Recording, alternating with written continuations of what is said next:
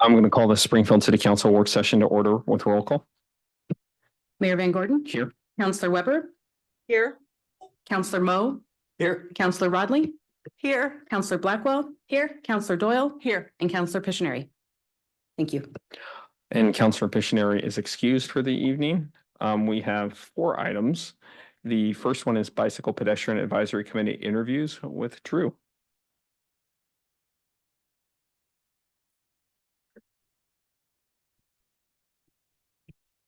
Good evening, City Council, Mr. Mayor. Thanks for having me again. Hopefully this will be the last time you see me for BPAC interviews for at least 2 years. So we've had one ongoing multi-year long vacancy, and we've had one applicant apply to fill that seat. Devin Ralke is here this evening to interview. All right. Let's bring Devin on down. Thank you.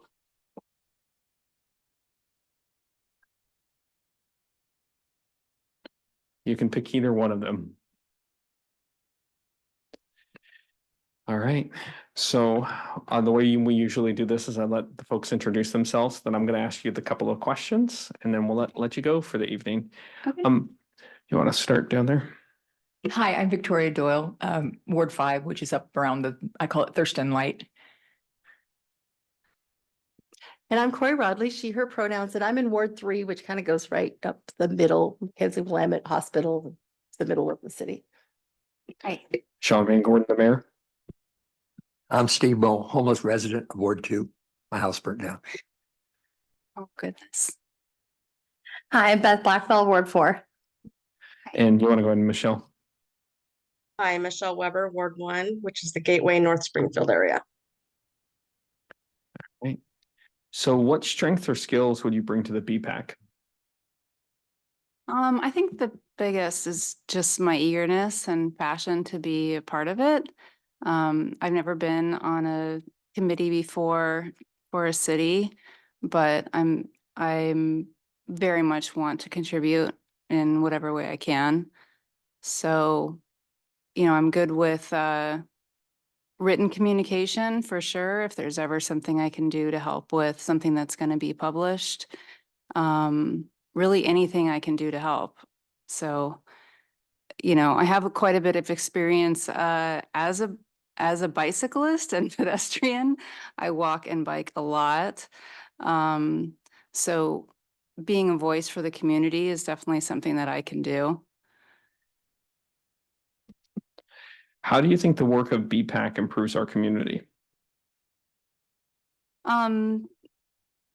Mostly, I think advocating for the community and making sure that pedestrians and bicyclists are accommodated and considered in road projects or other policies and programs that are going to be implemented. And if you can make one positive change in Springfield, what would it be? I'd have to say more bike lanes, you know, more paths, just to help increase the safety of the community for bicyclists and pedestrians. And to really help, you know, grow the community and the culture of that kind of sustainable transportation. Helps keep the city clean.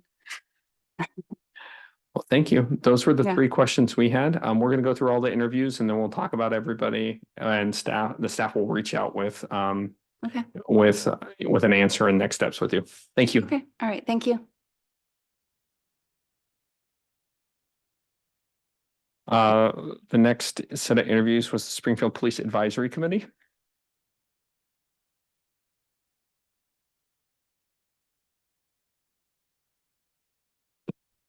Good evening. Tiffany Monroe with the Springfield Police Advisory Committee. We have one vacancy for a cultural minority community representative that's been open for quite some time now. We have one applicant tonight, Josh Aguilar. Thank you.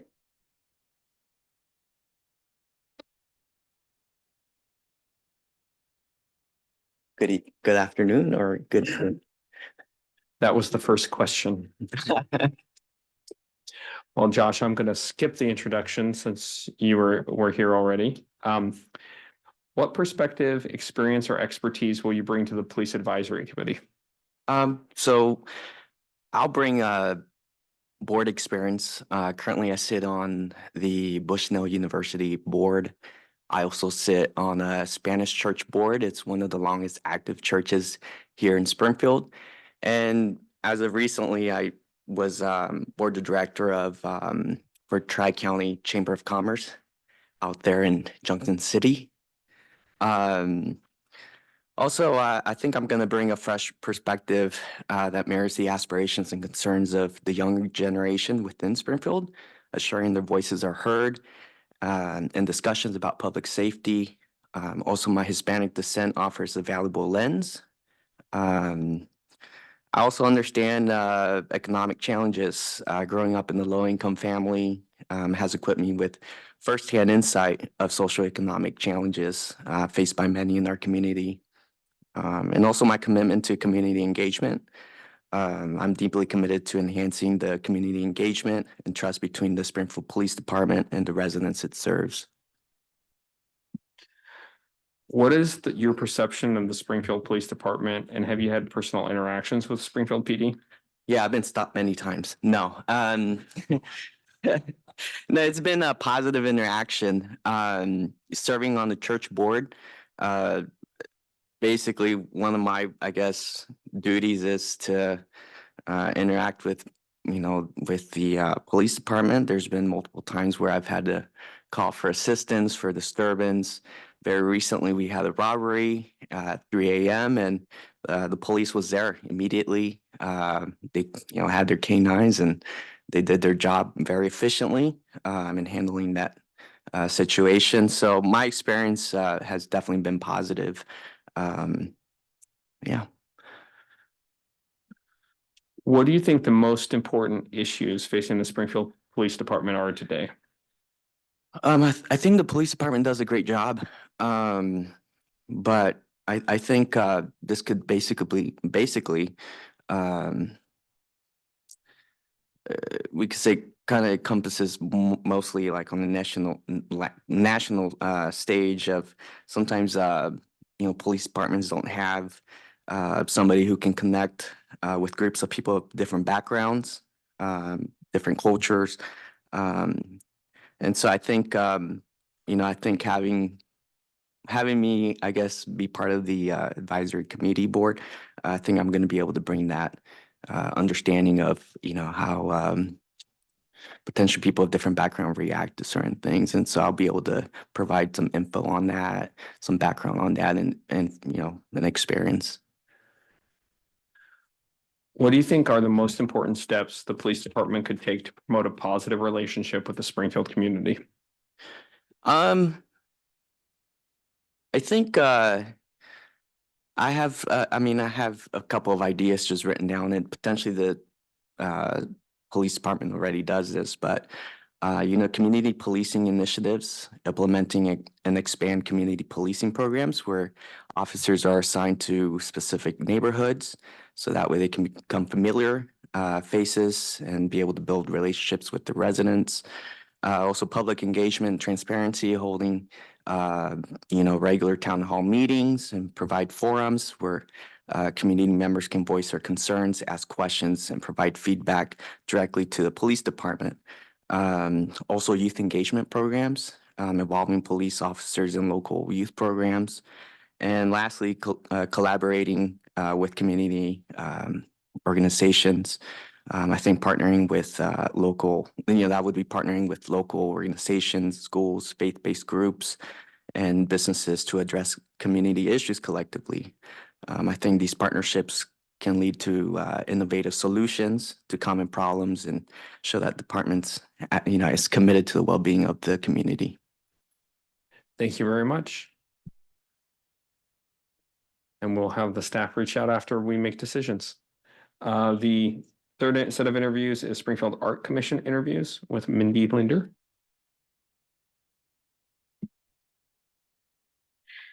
Thank you, Mayor. Good evening, councilors. Mayor, I'm Mindy Linder, the liaison to the Springfield Arts Commission, and it's my pleasure to bring to you two applicants who are candidates for one vacancy.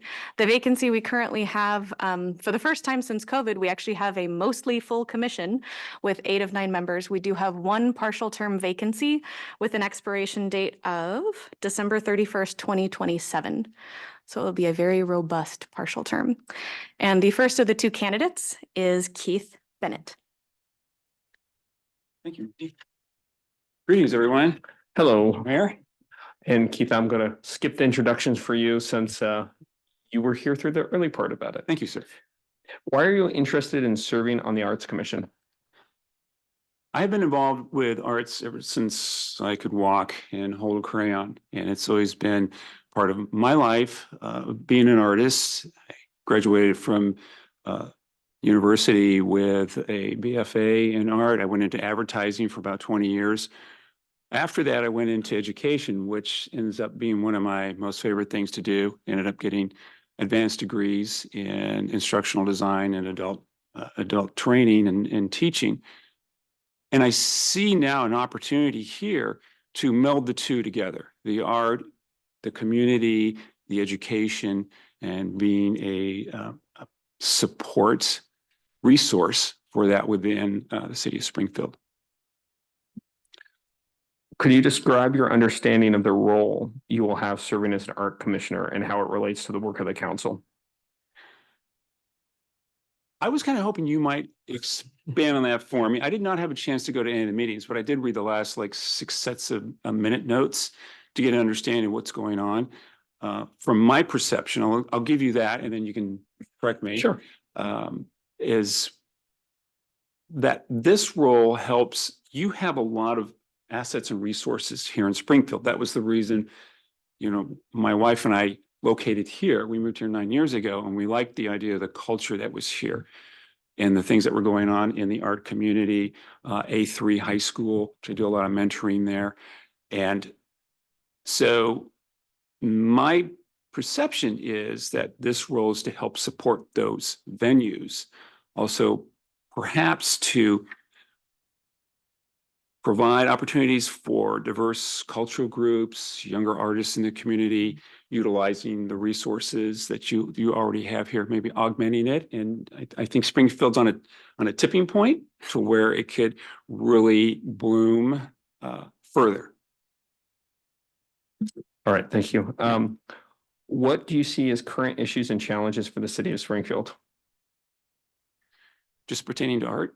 Oh, you can take that as openly as you want. I was kidding. That was the reason why we moved here. We looked at many different places, but my wife and I really liked it here because of the atmosphere, the size of the city. We just live down the street, so we can walk to everything. I love the idea of the restaurants. I love the idea of the museum, the Emerald Arts Center, which I just recently joined because I saw that as an opportunity to give to the community and help the artists. I love working with the students at A3 because I think one of the things that we miss here, the opportunity for the younger artists, ones that are blooming, to help them to support what they're doing as they move forward, finding a role in the community and within their own life and what you can do as an artist. All right, great. That was my last question. Okay. Thank you so much. Oh, thank you so much. I appreciate your time. Thank you. Thank you.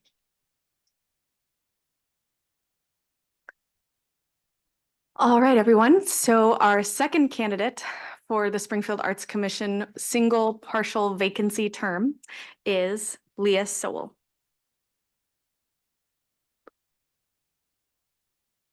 Welcome, Leah. I'm Sean Van Gordon. I'm the mayor. We're going to go around, do a quick round of introductions, and then I'll ask you the questions. Hi, I'm Victoria Doyle. I'm the representative for Ward 5. Corey Rodley, she, her pronouns. I'm in Ward 3. Steve Moe, Ward 2. Beth Blackwell, Ward 4. All right. Go ahead, Michelle. Michelle Weber, Ward 1.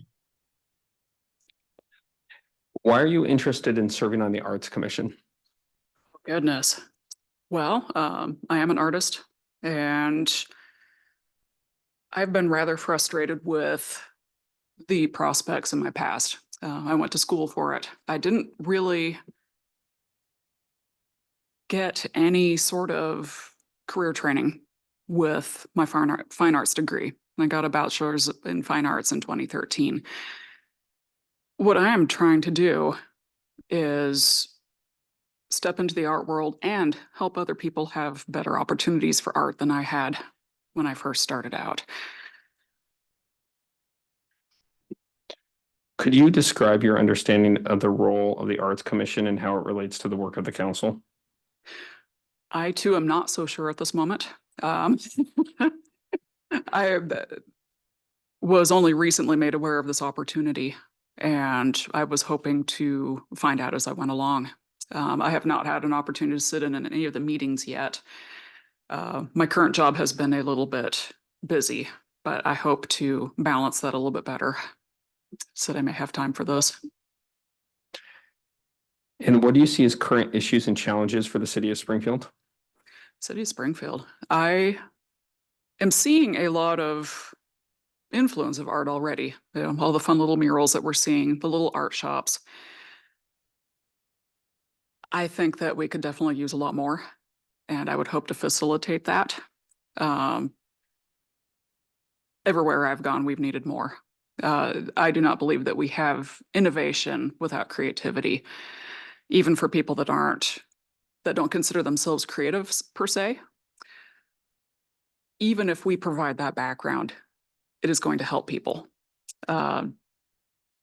I know that I've seen studies where rates of crime have gone down if we have cleanliness, if we just have sidewalks that are clean. And how much better of an influence would that be if people were being exposed to creativity every street corner that they went to?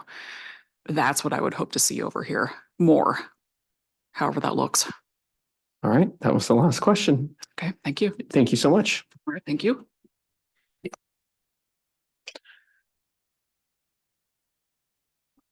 All right. So we're gonna go back to the top for BPAC. So it's one person for one spot. All right, I'm seeing a thumbs up. Michelle, do you have anything to add? Thumbs up on that one. All right. There we go. Thanks, Drew.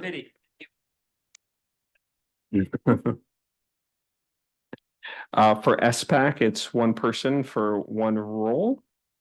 And Michelle, I'm gonna assume that if you have anything to add, you will jump in here. Yeah, I'm good with that candidate too. All right. Thanks, Tiffany. And then for Arts Commission, we have to select one person to finish what role. Go ahead.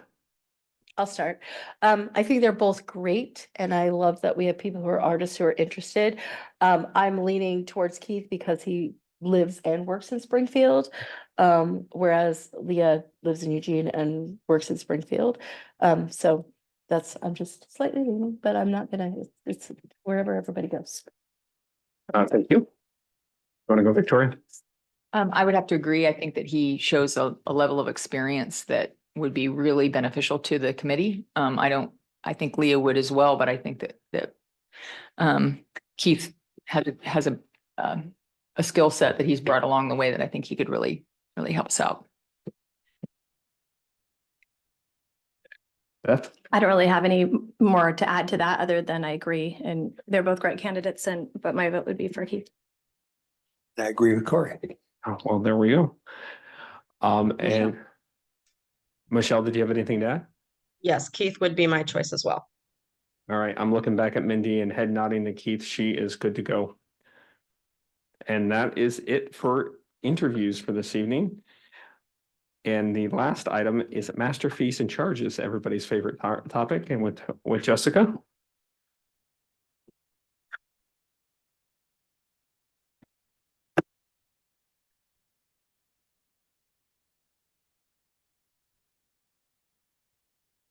Good evening, Mayor and Council. My name is Jessica Mummy. I am the City of Springfield's Budget and Procurement Manager here this evening to continue the discussion on the annual update of the master fees and charges. On February 26th, the city's finance director met with council for guidance on an escalator percentage to use for the upcoming annual adjustment. At that meeting, council provided staff feedback to utilize a 5% escalation for fees driven by staffing costs, a 3.3% fee for those driven by CPI inflation, and 2.6% for system development charges utilizing the construction cost index list in the engineering news record. Please note that after this evening's work session, council will be presented with other considerations that may affect this version of the MF&C schedule you received in your meeting packet this evening. The timeline for these considerations are as follows. Next week, on the 15th, the Sanapac annual rate adjustment will be discussed. Myself and Sam Kelly Quattrochi from the city manager's office will be here for that discussion. And also another discussion on the housing diversity tax exemption. The week following will be the fiscal year 24-25 wastewater and stormwater local rates with Catherine Bishop. And then following that will be a public hearing on the wastewater and stormwater rate adoption. And finally, on May 28th, Mark Rust will be here to talk about planning and engineering development fees. Staff has prepared a redlined version of the master fees and charges schedule based on the council feedback from February 26th. Staff is requesting a review of the redlined version document and will integrate feedback from tonight's work session into a final version of that schedule. We'll also integrate feedback from the other council meetings mentioned just a moment ago and include those in the final schedule. Finance staff will bring the final version of the schedule back to council for a public hearing and final adoption on June 17th. And with that, I'll turn it over for discussion. Okay, before I open this up for discussion, so we have 3 conversations. All 3 of those conversations are going to create one master fee schedule, and then we'll have a hearing about the complete master fee schedule. That is correct, yes. Got it. All right, does anybody want to jump in here? I think they're just looking for a head nod. I do have a fire question, and if you guys want to come back to me, I did hear kind of a discussion while we were out chatting with fire crews about areas where we were dispatched to sort of assisted living homes to make some sort of, either help lift somebody up, to check on somebody, something like that. Do we because we're not transporting them, right? Do we charge a fee for that? It's a great question. Unfortunately, I don't have the answer to that. We're happy to bring it back. I'm looking to see if any fire representatives are here, and they're not, but we're more than happy to get that question answered for you. Okay, perfect. Anybody else? All right, so I think this looks good. Okay, great. We'll see you soon. All right, thank you.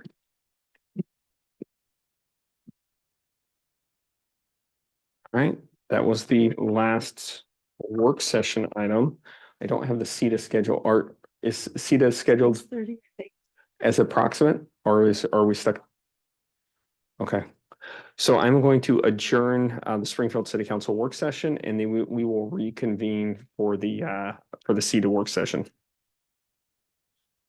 Or CETA executive session. Thank you.